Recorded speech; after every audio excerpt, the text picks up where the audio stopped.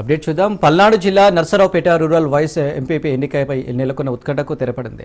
Vice MPP ఎన్నికకు YCP MPDC సభ్యులు హాజరు కాకపోవడంతో టీడీపీ అభ్యర్థి సువార్తమ్మ ఏకగ్రీవంగా ఎన్నికైంది.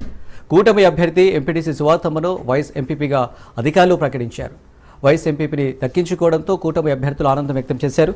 ఇది ఎమ్మెల్యే అరవింద్ బాబును విజయమని ఎంపీటీసీలు అన్నారు. నర్సరావుపేట రూరల్ ఎంపీపీ కార్యాలయంలో టీడీపీ కార్యకర్తల విజయోత్సవ సంబరాలు చేసుకున్నారు.